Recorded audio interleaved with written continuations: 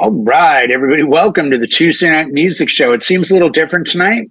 Of course, Mr. Brian S. Red not appearing this evening. He is off doing something, so I have traveled in from beautiful Fort Wayne, Indiana to help you with our Tuesday Night Music Show. And of course, I've got Howie Darkstar, my producer. I've got Eric from New Hampshire, and I've got Mr. Kevin O.H. I.O.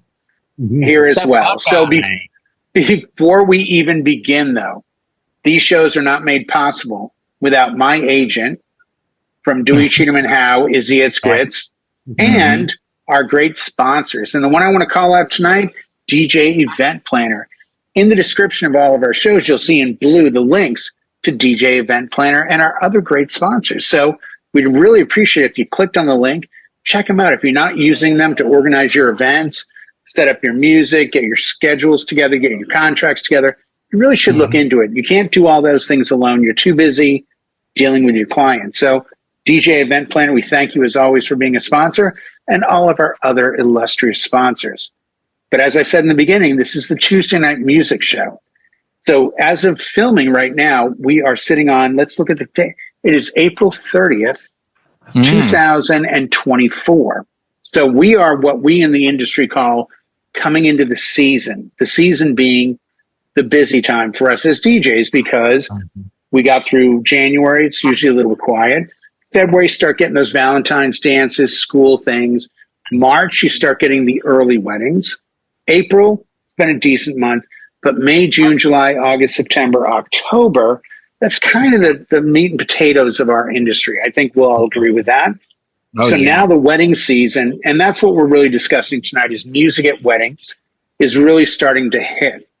So what I thought would be a good topic tonight to give a little forecasting is, what songs are you looking at for the summer? Because usually every year people say, oh, here's the new summer banger, here's the new summer track. As well as, what are you playing now that's kind of maybe different or new for the season that's coming up? So I'm going to hand things off to first our producer, Mr. Howie Darkstar. Howie, to you the question is, are there new tracks that you're looking at saying, this is moving the needle on the dance floor, comma, and are there any songs or artists that you want to forecast as being kind of a summer banger, artist or track? Take it away. I do have one, as a matter of fact, which I really love. And it's a 40-year-old cover song. Ooh. And it's by Lizzie Hale and Dougherty. And called Separate Ways. And sounds like a Journey song. It is a Journey song, exactly. Very nice. What is it? It's 131 BPM, and it was put out late in 2023, and it seems to be catching on. I like it. I mean, it's very danceable, and if you're a Journey fan, you already know the words to it. So that's my pick. Yeah, it's a Jonathan Cain written. Of course, Jonathan Cain, keyboardist for Journey, and formerly keyboardist for the Babies.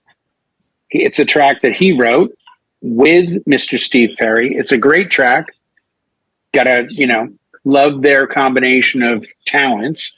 But I think that's a track that I think it works for a lot of different generations. I do need to interrupt all of us for a moment. We are on the Tuesday Night Music Show, and we have been joined now by a visitor. We will call him Mr. Brian S. Red for the evening. Nobody answers their phone or answers texts anymore?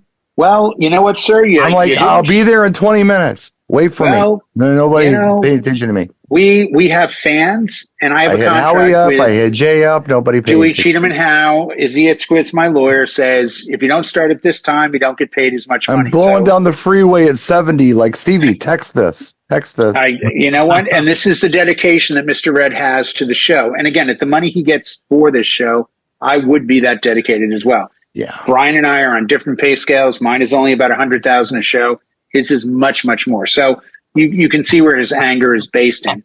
But we will come back to Mr. Red and his thoughts on our topic of the night, which is songs that you're playing now coming into the wedding season that you think are going to continue, as well as do you have a prediction of an artist or a song that you see being a summer banger? So we're now going to go to the great state of Ohio, and we're going to see what Mr. Kevin Beers has to say about this question. Kevin, tracks you're playing now that are kind of going off, as well as thoughts of an artist or song for the summer that you forecast will be the banger. Please take it away. All right. Basically, right now, I don't really see in my crystal ball anything great out there that's coming. I'm hoping there's some artists releasing albums coming up here that'll just sort of skyrocket. What I'm playing right now is I'm Good, Houdini, of the newer ones. I like that. I like Dua Lipa. It's sort of upbeat. If I'm looking for just general songs, I like that Feathers by Sabrina Carpenter. I like Water by Tyla. But some of these are, like I said, not really dance tunes. They're more like dinner and cocktail. But I try to usually try out the new ones there, see if I get a good feel, a good vibe off of it, and then maybe then throw it into a early in the dance part, see if it works. Beyond that, I've noticed, and I try to check out, like, if there's other DJs that do like video vlogs of their events, and I will, especially if they're showing the audience, I will see and look for if the kids are standing around, like at proms, if they're dancing, if they're bouncing up and down. It's like, okay, one of them that seems to be coming back, and I think you guys have mentioned it, ABBA, Dancing Queen, and Gimme Gimme. Another one, Unwritten, by Natasha Bedingfield, seems to be popping on some of these dance floors. So those are a few of what I've doing, along with the classics and the rock, hip hop, and that stuff. There's, like I said, nothing really sticks out. You know, like there's a new Justin Timberlake, Selfish, not really a dance one. I don't know that any of Taylor's are danceable. I really haven't listened to them. I think the last one of hers was really a great one, was Shake It Off. So that's where I'm at. I'm just waiting for something great to pop. That's very good. And I think we're all in that same space as far as waiting for something kind of big. I wanted to just throw this out there before I get to Eric and Mr. Red. I'm not misreading this, but I decided to pull up the Billboard Hot 100. Would anyone like to guess the top, and I swear this is not a joke, the top 14 tracks of the top 100, all of them? Beyonce Goes Country. Every single track of the top 14 tracks is Taylor Swift. I am not making this up. I am not making this up. Wow. I am not. It's all based on streaming. Yep. And this is the downside of it all.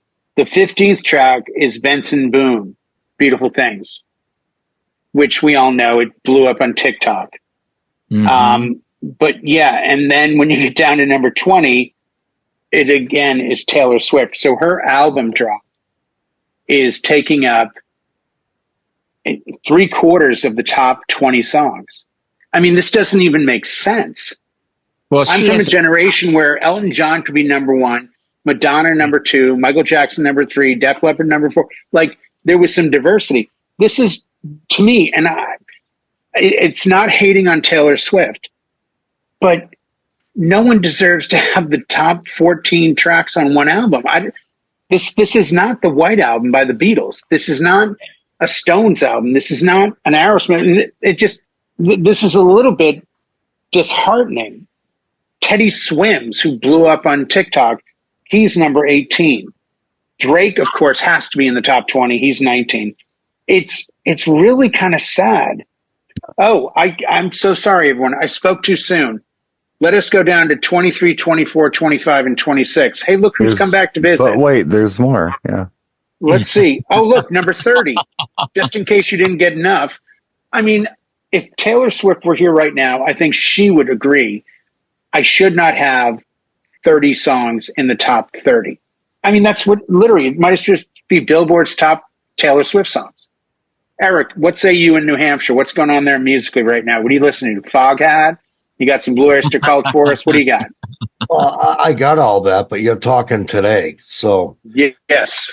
So there's only a couple songs on my radar right now that are like recent.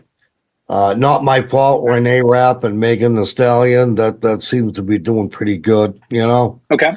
Yeah. You just brought up Teddy Swims and Lose Control. That's not too bad. It's not really a big dance song, but everybody seems to love it when you play it, and I don't know why.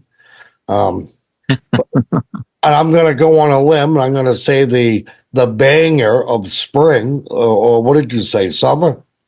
Summer. I'm going to say Lovin' on Me, Jack Harlow. I think that's going to be the banger of the summer this year. Wow. Okay, you're the first one to predict an actual track.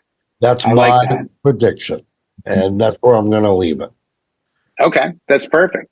Yeah. No, well, you know what? It is a little bit slim right now, and sadly. And while you were talking, I decided just to scroll a little bit more because I thought maybe Mr. Red is on to something.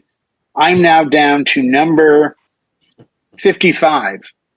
And where I left you off in the top 30, we have now added 1, 2, 3, 4, 5, 6, 7, 8, 9, 10, 11 more Taylor Swift songs. What album? She dropped an album. Like, how many songs are on this album? She's literally got like 40 songs here. It doesn't matter. I think the NFL have a lot to do with it. And, she has a publishing machine behind her. Well, and you know what? I think it's great. And I know her fans are rabid. And I think I'm excited for her that she's able to put out product. But there's a point where even she has to stop and say, do I deserve to be out of top 10 on 9 of them? No, right. Because it doesn't make sense. And Brian brought up something really good. Brian mentioned it's based on streaming.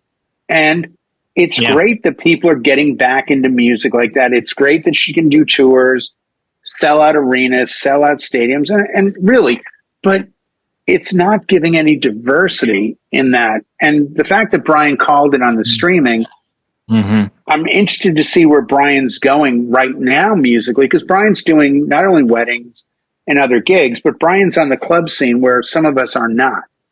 So Brian's ear is not only going, I can play this at a wedding, but he's got Safe House and some other stuff where he might go, hey, this may not be a wedding banger, but I think I can throw this in a club environment. So Brian, where are you musically right now? And do you have a prediction for something for the summer?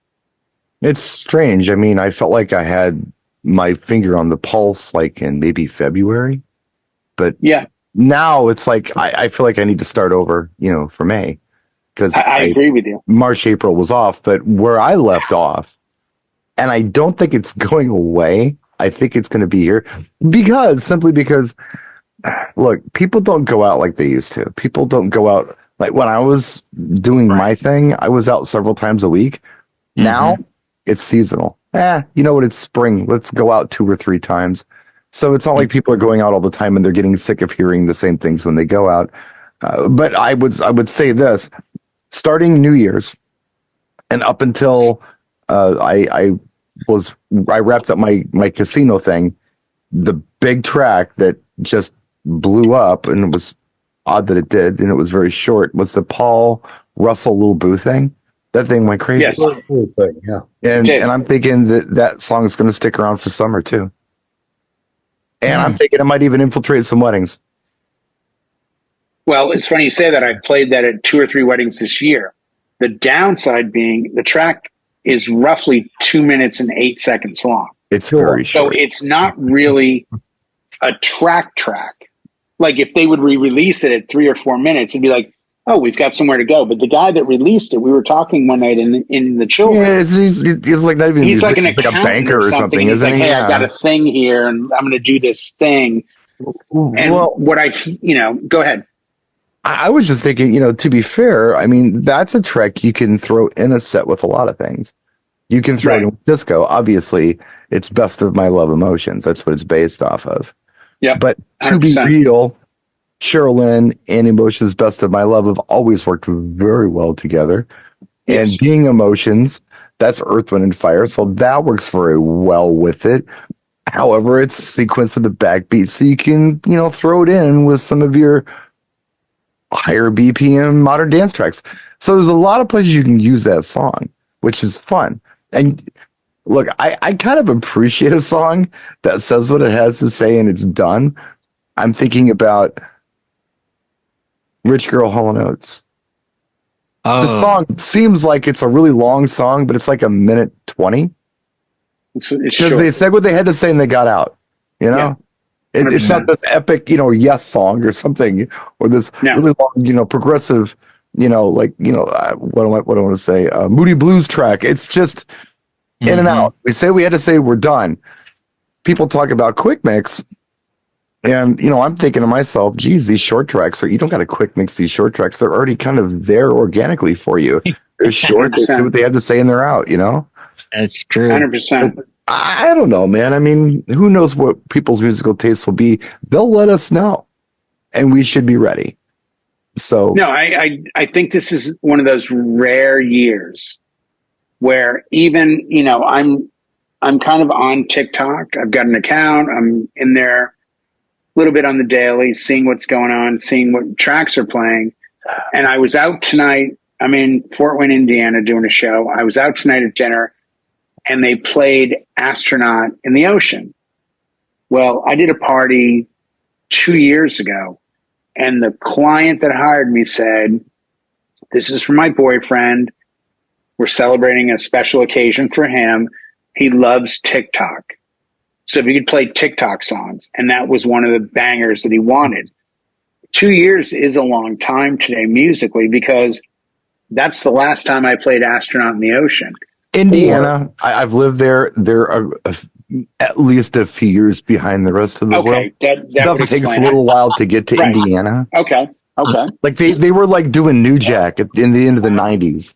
And they just got into rap like 10 years ago. It's Well, weird. they introduced a new artist on the radio today named Cardi B, so I'm not sure where Right. they're going with that. Yeah. Yeah, Kid Rock was a big thing like in the 2010s. They hadn't heard of him before that. It's just Yeah. Right. So, they call him Bob out here, which is just for what it's worth. I mean, it's that kind of thing. they're a little slow to catch on. But once it's they funny catch on, to me. they catch on. They're there. They hang on for dear life once they find something. I think even Kid Rock said, rap rock is dead, and he was at the top of rap rock. Well, it's become a joke of itself. I mean, Limp Bizkit is on tour, and Limp Bizkit is selling big time, arenas right now with a few acts, and their opening act is Corey Feldman. And I can't help but think, because What? Corey wrote a song with Fred Durst, the lead singer of Limp Bizkit, but there's also that, hey, you know what? If we put enough train wrecks together, then people will stop and watch. It's interesting. And I'm not, yeah. It's like, I mean, I think it's been known on this show. I know Corey. I've spoken offline with Corey a bunch of times. I've helped Corey and his now, I think, ex-wife work out problems with their set. But, But he not the believes problems in with the relationship, obviously. Because No, I did not get involved in that. But he believes in what he's doing so much that he's as serious as a heart attack about it. And, good for him. Good, he's now opening for Limp Bizkit. So he's gone from small to a little bit bigger to a bad video comes out a little bit bigger to, wow, we're opening at this, sports arena place. Like, what did Ozzy Osbourne say? Be careful who you say bad things about on your way up, because you never know who you're going to run into on the way back down. On the way back. I think it's I'm entirely paraphrasing. true. I'm paraphrasing. Yes. And again, I talked with Corey a couple months ago, and he was all excited. He announced to me at the time, like, I'm opening for Limp Bizkit. We're really good. We're really excited. I have spoken to his keyboardist. She is now in communication with getting some stuff done with us. And, there's a lot going on in that realm. But regardless, there's nothing really coming up right now. We would traditionally look forward to the summer when I was growing up back east, Right. because it meant everyone was going on tour.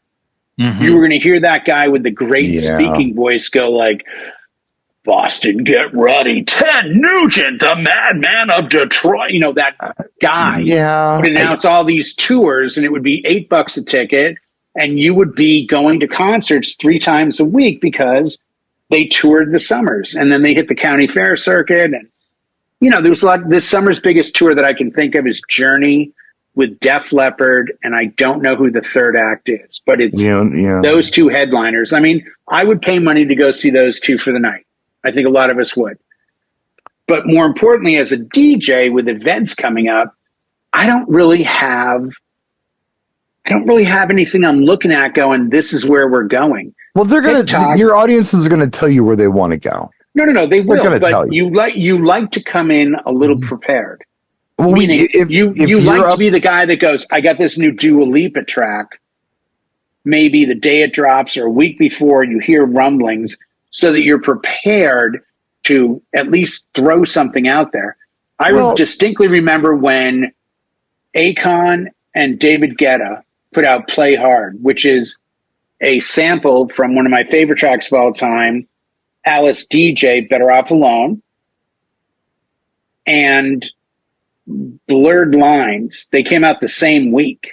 And I had a wedding that Saturday, and they asked for Blurred Lines and Play Hard. And I played both of them, and people were kind of like, I've never heard this, but it sounds familiar.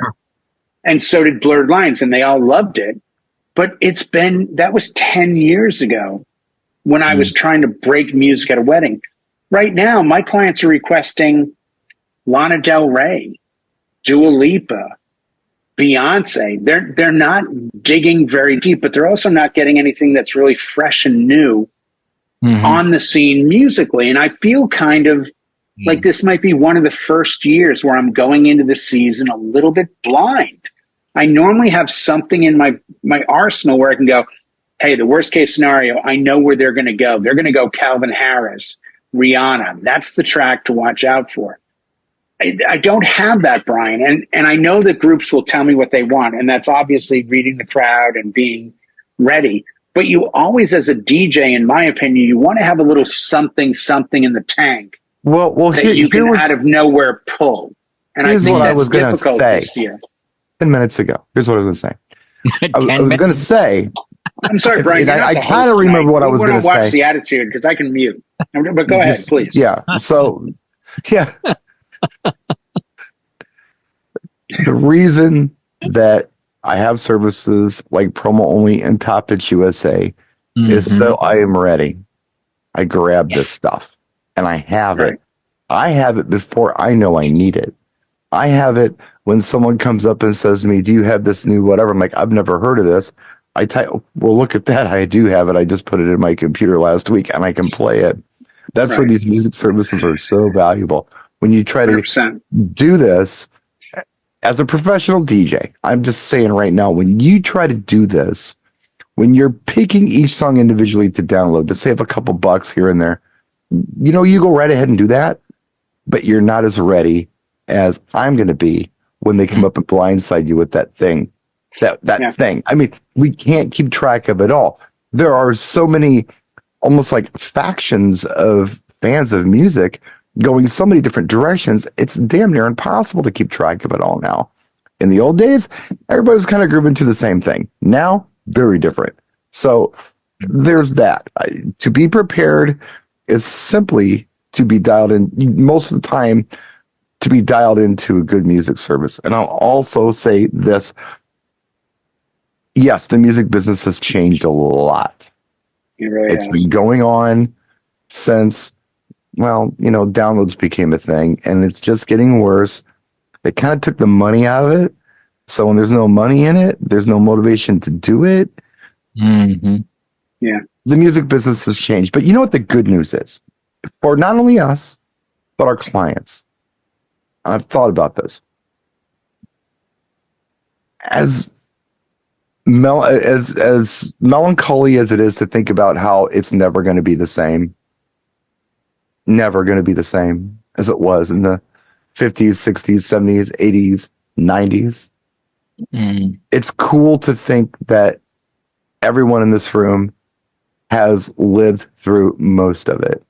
Yeah. And it's really cool that it's not like it showed up one day and it disappeared. We still have this stuff. Mm-hmm. And it's cool that our audience remembers this stuff. Mm. And it's cool that so many artists haven't, and I'm a big fan of sampling. I always have been.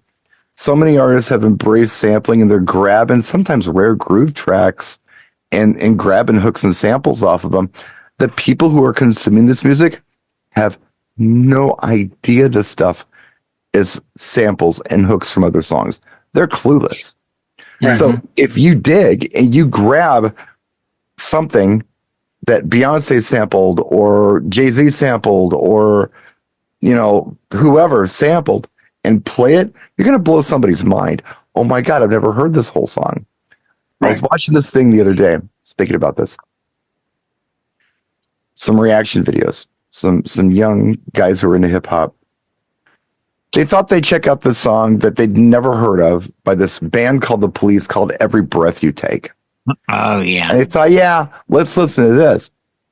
And of course, immediately like, you mean that P. Diddy didn't make that himself? That's not original? That's where this is from? And then they're freaking out about the rest of the song and how cool the rest of the song is that they'd never heard before because they'd only heard kind of the intro sampled or maybe not sampled. What is it like a reimagined, redone, whatever with of the I don't track, know. sure. There's stuff to think about when we're programming. There's stuff to take into consideration as to what our audiences are actually turned on to. And if you win them over and you get clever about it, sometimes you can sneak some of that stuff in, and they're gonna love you for it with the right audience. You can't just throw it in like a hand grenade. You got to know what you're doing. You got to use some finesse about this, kind of coax them into a situation where you can do things like this. But a lot of possibilities. It's not time to just get a sword out and commit hara-kiri. It's time to be resourceful and think about what we do have and how just amazing it was that we were alive in this moment in time of the history where we got all this great music and we love this great music that will just last forever. We can just keep using it. In the meantime, we get Lil Boo thing. Yeah. It's funny you touch on something that I wanted to also speak about. One, you've done a bunch, more than I have, videos on samples, where they come from, famously some Daft Punk videos. Sure. Which are, if you haven't seen Brian's videos on that, please go to Brian Esred on YouTube. He's got some insane sampling, where it came from and all that. It inspired me enough that I did a video one day of showing a bunch of different original tracks, and you can hear the sample to where it came from. And they're all usually about late 60s, early 70s, mid 70s tracks. But you talked about something that I felt when I came up with the topic, which is, as much as I'm like, I don't have a banger for the summer, I don't have something in my gun. And Brian K mentioned Dua Lipa's got 3 singles on her new product. I agree with him. I mean, I'm still getting mileage out of Dua Lipa. She's become, to me, the new Rihanna, where we were playing like 4 Rihanna tracks a night. Now it's like we're playing 1 Rihanna and 3 Dua Lipas. So I agree with you on that one, Brian. But I think the benefit to us as DJs, and especially at our ages, is that now people have kind of hit the wall of what's new. And as Brian said, they're looking back. Well, guess what? That's our wheelhouse. Yeah. Like our strength is in what's already happened. Didn't Fleetwood Mac do the whole Dreams thing on TikTok a couple years ago? They did. The guy on the skateboard would drink. Yeah, all of a sudden, Dreams is a new song. It's like, really? Come on. Well, and that's the thing. You brought up. It actually hit number 1. Yeah, it did. Yeah. So the fact that the Billboard charts. 2 generations are like, oh, wow. Fleetwood Mac. Wow. Yeah, the fact that the Billboard charts are so skewed to what's going on around us because of streaming, because of new product being launched by whoever, it actually puts us in a great position. So I think we all kind of started this topic with, we're kind of screwed. We don't have songs. We don't, what's new? None of us were like running to like 10 songs they wanted to run with. I look at it the exact opposite and say, well, that means they're listening to older music. And guess what? The music that I already know. So This topic sounded in the beginning like, tell me what you're doing that's new. And it's a struggle. No. Look at the other flip side. The flip side is what we already went through, what we already know is great music is where our clients are going to run to now, because there's not a lot of new releases. There isn't a new pool. I guarantee you, Jay, there's going to be a time this summer, and I don't know when it is, and I'm not even going to be hyper aware of it actually happening, but I guarantee you, I'm going to do Paul Russell, Lil Boo thing. I'm going to mix in Emotions, The Best of My Love. Somebody out there is going to say, what's this? I've never heard this before. It sounds like Paul Russell, but it's clearly not. Yeah. Right. 100%. That's cool. 2 years ago, I was heavily monitoring because of what Chris Cox one day said famously in a group where I think Howie was there. I don't think you were, Brian, but it was with Cascade and Deadmau5. Yep. And Chris Cox was in a Zoom room with them, and Howie was there. I was there. Yep. And they said something to Chris about, you got any remixes? And he said, no, the labels aren't spending money on remixes. They're pouring it all into TikTok. Yeah. And at the time they were. Now TikTok's kind of on the edge, and Instagram Reels have blown up, YouTube Shorts have blown up, all that. There's a new marketplace. But think for a second, the songs that are available to choose are the songs they're giving you. I mean, there's still a manipulation. It's not like, here's 27 million tracks. What do you want to hear? It's, here's what's fashionably in style, dictated by people that give you 30 seconds who may or may never have heard this song. The other day I had a wedding, and I said to the bride, she didn't know what to do for the father-daughter. And I said, do you have any memories of you and your dad dancing?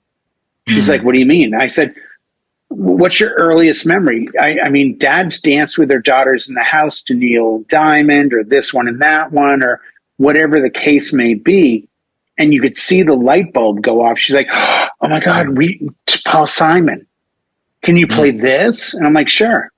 But I think that's where we're headed, which to me is a great place to go, because they're not going to ask me what the new Drake track is. They're going to come to me with, hey, have you ever heard of this band Aerosmith? Have you ever heard of this artist George Michael? Because they have nowhere to go. If you don't have any source of influence, where do you go? You go to your family and friends. So if they go to their parents, now we're right back in the 70s, 80s, and 90s. And it's going to be beautiful because we're prepared. Yeah, because you could go with Van Morrison, Dancing in the Moonlight. Oh my God, they're like, I never heard this before. I love this. I do King Harvest. It's like the old. You know what? King Harvest is so. And this is the one area with that track. I wish I'd never heard that the guy that wrote it had that incident on an island.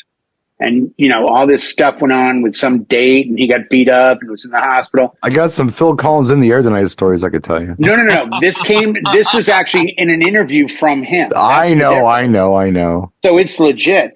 But that song is so on point now. I don't think I've done an event this year where that was not requested.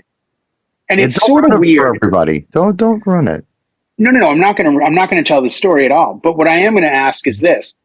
My weddings this year, if I were to lay out the music that was requested for all of the events I've done this year, I bet you it's 30% similar tracks, 30% the same tracks, almost a third of what each wedding requests. And here's the best part.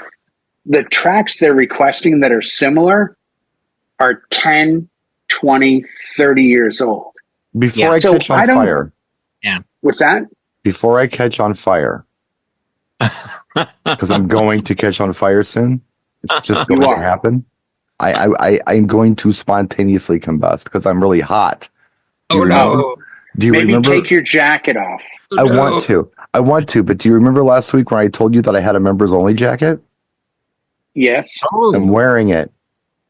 Oh, and you I wanted to show it to you before I took it off. Please, do you mind modeling during the show? This is my members only jacket. It is a Jean-Michel Basquiat. Jean-Michel Basquiat.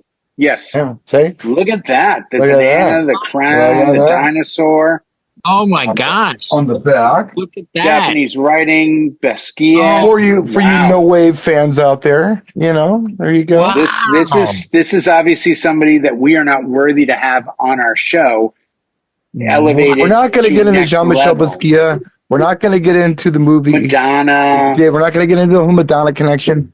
That's another show. I just wanted to show you my appreciate members only jacket. If you're going to have a members only jacket, I think this is That's the jacket to have. I have to agree with you. I have to agree with you. That's probably worth a couple of the albums he owns. Maybe. Well, and you know what? Oh, I want to tie something in before we wrap this show up tonight. Now I feel better. And Thank you. I think I'm so glad Brian did make it because I have the opportunity today to take some photographs. As I mentioned earlier, I'm in Fort Wayne, Indiana, at a place called Sweetwater, and I'm doing a show with my road dog. With my drink. There we go. Christian. Pulse, aka Christian, who's over there. He can't hear us because I have ear. He's waving. He can hear. In. He is waving, and we were showing a PLX 1000 record player with our new Euphonia mixer, which is our best sounding mixer ever. Has, 32-bit analog to digital, digital to analog. This is a brand new piece. Converters, Wow. brand new piece, along with a Rupert Neve transformer running at 96 kilohertz with a 64-bit floating processor in the DSP. So it's next level stuff. But the Lots of point is, words. Yeah. Lots of words. The gentleman that we're working with, I said, do you have any vinyl? And he brought some vinyl, and he brought a piece of vinyl that he bought at a garage sale for $1. And it's a double album. And on the back of it, it actually says no samples were used in the recording of this. Each vinyl, one is green. It looks like green marble, and the other is purple. And I now have it on Tidal, but I'm going to show a picture of it because it is just random music, noise / songs. I think Brian will probably have it. If he does not, after the show, he will look it up. The album, I think this is the artist. The artist is De Facto, and the album is called Megaton Shot Blast. Does that look at all familiar to you, Brian? That is the front of it. Yeah, it actually does look familiar. Yeah. Okay, and that's the back of it, and that's where it claims to have no samples. All right. I don't own it, but I've seen it. Yeah. It is, the way I could describe it to you is if you were in a room and Quentin Tarantino walked in, this album is what you should be playing. It's just that artsy, weird noise kind of. It's really cool. Like I've already gotten it on Tidal. Is it like Freddie Fresh kind of stuff where it's just? Would you say it's like Freddie Fresh? It's surf, kind of Mexican, Latin fusion. Sometimes like Freddie Fresh, yes. Mm-hmm. Sometimes like Freddie Fresh. Kind of breakbeat sounding, but not. Yes, a little breakbeatish. Yes. And it's really out there. But again, I wasn't looking for the new Beyonce, Taylor Swift, Dua Lipa track, but now I've got something from 1973 that I'm going to play bits of at upcoming events during cocktail or dinner. And I will again be the DJ because they will say to me, hey man, I've never heard this. No, you haven't. It was only released on vinyl. It was only available at this period of time, and you weren't born yet. So as we kind of wrap the show up, initially when we started, it was, hey, tell me what you're playing now and what's your big summer banger. Underneath that, in my opinion, what I wanted to end up with is kind of where we did. I wanted to sort of prove, you know what? We're mobile DJs who know a ton of music, and we're not soothsayers or crystal ball looking people that can forecast but we are people that do know great music from all different genres, different decades. And I think if that's who you are and that's what you have, you're going to be fine. Don't worry about predicting the future. The future will tell us what people want to hear. But in the meantime, they want to hear what you know as a DJ. So we're going to end a little bit early. We're going to give John a break on the 1 hour thing. I want to thank Brian for coming in. I apologize if we missed calls and texts from you, of course. No, don't Howie, as apologize. always. I was just trying to like take the burden off of everybody. But No, and we appreciate that. The bat signal went out, even here in beautiful Fort Wayne, Indiana, and I saw it in the sky saying like, "Hey, I'm playing shuttle to the airport. I may not make it." Yeah. Then John C. wasn't able to come in. Fortunately, our producer Howie, who's looking good tonight, looking healthy, so we're happy about that. He was available. I came in. Ken was going to help us out. Kevin did stay on. Ken stayed off. Eric was here for a bit. He may have lost power. He lives in New Hampshire. The stuff that goes on there, it's not even funny. Thank you, Brian K., for adding some tracks into the chat. I appreciate that. And of course, as always, it's our Tuesday night show, which is really where we want to focus on music. We're all DJs, and that's our passion. And really, at the root of it, what we do for a living. So I want to thank everyone from DJ Event Planner and all our other sponsors. Of course, John. And until we see you guys all again, please stay well and stay safe. Until next time. That was very right about now. The Funk Soul Brother, wasn't it? It was cool.